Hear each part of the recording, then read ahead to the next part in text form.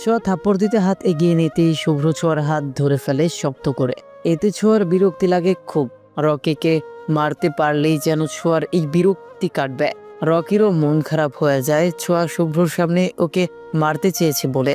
একটু লজ্জা আর অপমান বোধও লাগে রকের। শুভ্র দাঁত কিরমির করে ছোঁয়াকে বলে, জোর করে মারপিট করে ভালোবাসা হয় না, বুঝিস না তুই? তো কি করব? এই মাথা মোটা কি বুঝতেছে সে কি হারাতে যাচ্ছে? তানহা রকি আমরা তো সেই স্কুল লাইফ থেকে ফ্রেন্ডস। তাহলে রকি কেন বুঝতেছে না তানহার অনুভূতিগুলো? ও তো তানহাকে খুব ভালো করেই চেনে। শুধুমাত্র রকিকে ভালোবাসে বলে কোনো ছেলের দিকে চোখ তুলে তাকায়নি কখনো। কথা বলো তো দূরের কথা।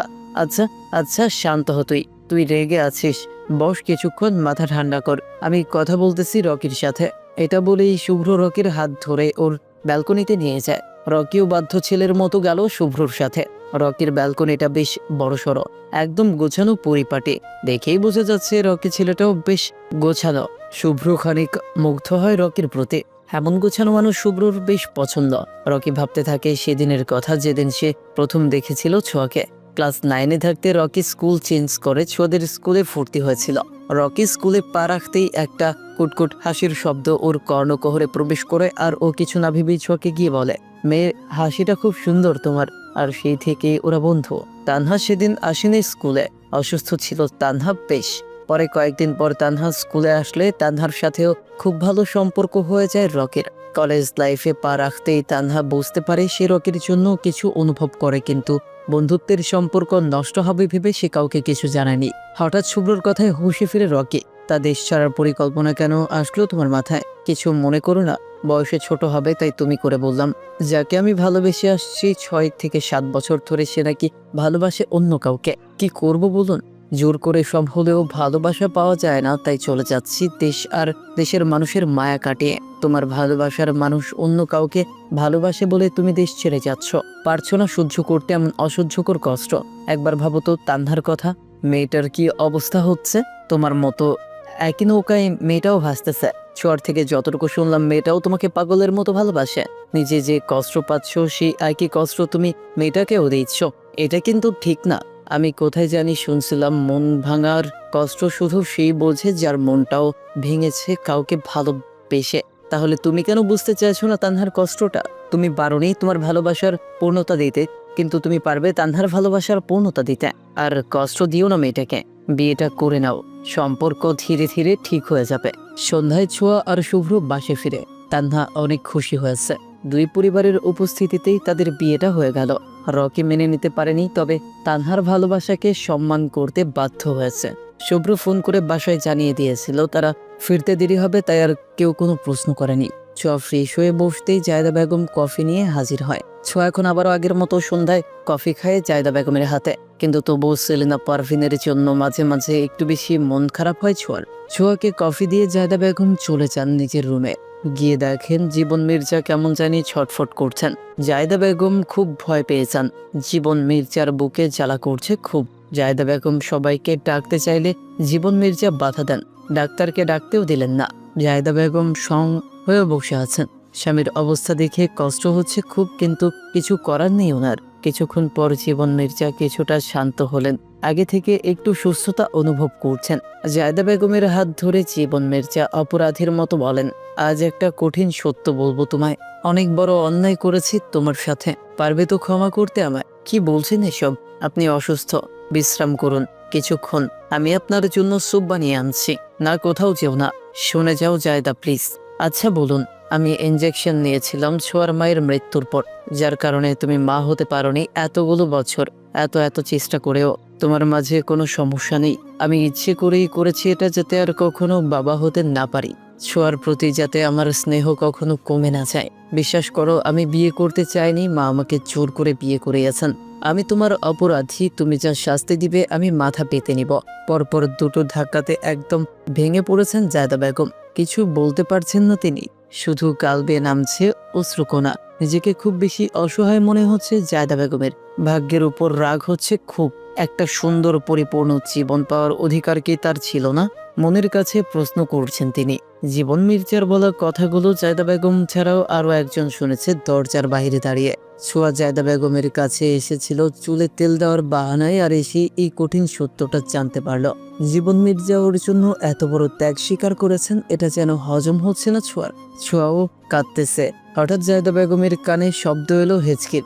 জায়দা বেগম শাড়ির আঁচল দিয়ে চোখ মুখ ভালো করে মুছে দ্রুত দরজা খুলে দেখে ছোঁয়া কাঁদছে দাঁড়িয়ে দাঁড়িয়ে।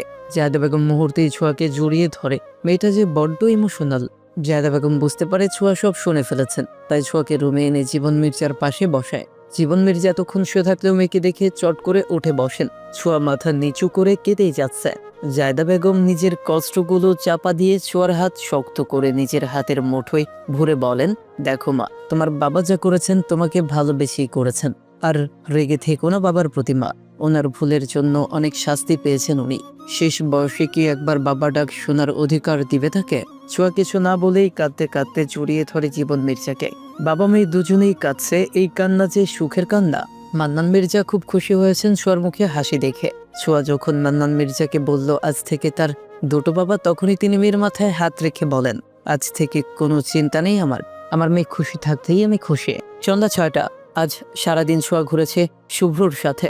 শুভ্রকে আজকে অফিস যেতে দেয়নি ছোঁয়া। এতে শুভ্র মোটেও বিরক্ত হয়নি, বরং খুশি হয়েছে বেশ। এখনো দুজন কাউকে কেউ সরাসরি বলেনি ভালোবাসি, তবুও দুজনকে ছাড়া যেন দুজনের চলে না। মির্জা বাড়ির হল রুমে আজ আবার মেলা বসেছে। ছোট বড় সব সদস্য উপস্থিত। ছোটরা সবাই মিলে হই হুল্লোড় আড্ডা দিচ্ছে। ছোঁয়া হুট করে বলে ওঠে, বালার প্রেমে অন্ধ আমি, স্বপ্ন সাজিয়েছি রোজ স্বপ্ন নগরে। বালাচোরা কেউ কি রেখেছে খোঁজ? ছোঁয়ার ছন্দ শুনে খুব করে হেসে ফেলে সবাই। মির্জা বাড়ির হল রুম ভরে উঠেছে খুশির শব্দে। কারো উপর আর নেই কোনো অভিমান অভিযোগ কারো। সবাই আজ এক তালে মেতে উঠেছে খুশির উৎসবে। সবাই আজ বসেছে ছোঁয়া আর শুভ্রর বিয়ের তারিখ ফিক্সড করার জন্য। তারিখ ঠিক হয়েছে সামনের শুক্রবার। বাড়ির ছোটরা সবাই নেচে উঠেছে এটা শুনে। ছোঁয়া গম্ভীর মুখে বলে ওঠে, আমার কিছু বলার আছে। আমি চাই আমার সাথে লিলিও বধূ সাজুক। ছোঁয়ার কথা শুনে সবাই অবাক। আজ সোমবার, মাত্র হাতে গোনা দিনে লিলির জন্য পাত্র কোথায় খুঁজবে প্রশ্ন করেছে বেলাল মির্জা। মির্জা পরিবার যে অজানা, তাদের জন্য সামনে অপেক্ষা করছে একটা অনাকাঙ্ক্ষিত অতীত। আমরা দুজন একই ক্লাসে পড়তাম, একই সাথে পরীক্ষা দিয়েছি আর একই সাথে ভালো মার্কেও পাশ করেছি, তাই বিয়ে হলেও একসাথেই হবে, নয়তো আমি বিয়ে করব না। ছোঁয়ার কথা শুনে যেন পুরো পরিবার থ মেরে কাঁদে। ছোঁয়ার কথা শুনে যেন পুরো পরিবার থ হয়ে গেছে। হঠাৎ লিলির বিয়ের জন্য ছোঁয়া এমন করছে কেন কেউ বুঝতে পারে না। লিলি ভয়ে মাথা নিচু করে রেখেছে। ছোঁয়ার মনে যেন কোনো ভয় নেই। শুভ্রর ওপর ভরসা রেখে ছোঁয়া কথাটা বলে দিয়েছে। আঞ্জুমা খাতুন কিছু বলতে যাবে তার আগেই বেলাল মির্জা বলেন, কিন্তু এই 4-5 দিনে ভালো পাত্র পাবো কোথায়? সামান্য কারণে কি তোদের বিয়েটা পেছানো ঠিক হবে? না বড় আব্বু, আমি বিয়ে পেছানোর কথা বলছি না, বিয়েটা একসাথে হোক এটাই বলছি। বাকিটা আপনার ছেলে বলবে। সবাই এবার শুভ্র দিকে কৌতূহলী দৃষ্টিতে তাকায়। শুভ্র কিভাবে কথা শুরু করবে বুঝতেছে না, তবুও ছোঁয়ার চোখ রাঙানি দেখে শুভ্র বলা শুরু করলো। আসলে গতকাল ছোঁয়ার বান্ধবী তানহার বিয়ে শেষে সবাই মিলে ওদের কলেজে গিয়েছিল। লিলিও গিয়েছিল। যখন লিলি আর ছোঁয়ার রেজাল্ট আসলো, তখন রেজাল্ট ভালো দেখে ওরা আমার কাছে ট্রিট চায়। আমিও সাদা মনে ওদেরকে নিয়ে একটা রেস্টুরেন্টে গেলাম। কিন্তু রেস্টুরেন্টে আমরা খাওয়া শুরু করার আগেই একটা ছেলে আসে। ফর্সা চেহারার, খোঁচা খোঁচা দাড়ি, লম্বা একটা ছেলে, দেখতে মাশাআল্লাহ। ছেলেটা এসেই আমায় সালাম দিল, আমিও সালাম নিলাম। তারপর ছোঁয়া ছেলেটাকে স্যার ডেকে বসতে বলল। ছেলেটাও বসলো। তারপর আমি পরিচয় চাইলে বলে, একটা সরকারি কলেজের শিক্ষক পদে আছেন ছেলেটা। যতটুকু ছেলেটাকে দেখেছি ভদ্র ঘরের মনে হয়েছে আমার। তারপর হুট করে ছোঁয়া আমায় আমার হাত ধরে ছেলেটার থেকে একটু দূরে নিয়ে গেল। লিলি মাথা নিচু করে বসেছিল। তখনও আমি জানি না সত্যিটা। ছোঁয়া আমায় ধীর কণ্ঠে বলে, ছেলেটার নাম আলিফ আর লিলিকে সে ভালোবাসে। লিলিও ছেলেটাকে ভালোবাসে আর তারা দুজন বিয়ে করতে চায়। লিলি বলতে পারছিল না, তাই ছোঁয়া বলে আমায়। তারপর একে একে শুরু থেকে সব খুলে বলে ছোঁয়া, কারণ শুভ্রকে গতকাল সব খুলে বলার সময় পায়নি সে। মধ্যবিত্ত পরিবার শুনে বেলাল মির্জা একটু অমত প্রকাশ করলো। তখনই শুভ্র বলল, পরিবার যেহেতু হালকা, সেহেতু একবার তাদের সাথে কথা বলে নেওয়া উচিত। লিলির কোনো সমস্যা না হলে আমাদের সমস্যা হওয়ার কথা না। সংসার যেহেতু লিলি করবে, ওর পছন্দকে প্রাধান্য দেওয়া উচিত আমাদের। ছোঁয়া আঞ্জুমা খাতুনকে খুব সুন্দর করে বুঝিয়ে রাজি করায়। আঞ্জুমা খাতুন রাজি মানে পুরো পরিবার রাজি। লিলিকে বলা হলো আলিফকে ওর পরিবার নিয়ে আগামীকাল সকালে আসার জন্য বলতে। আর রাত প্রায় 11টা ছুঁই ছুঁই। শীতের রাতে ছোঁয়া তেমন একটা জেগে থাকে না, কিন্তু আজ কেন জানি ছোঁয়ার ঘুম আসছে না। আয়নার সামনে বসে ছোঁয়া চুল আঁচড়াচ্ছে আর ভাবছে চুলগুলো কবে আগের মতো হবে, যদিও এখন একটু লম্বা হয়েছে। ছোঁয়া আনমনা হয়ে বসেছিল আয়নার দিকে তাকিয়ে। হঠাৎ পেছন থেকে শুভ্র কণ্ঠ শুনে ছোঁয়া চমকে ওঠে।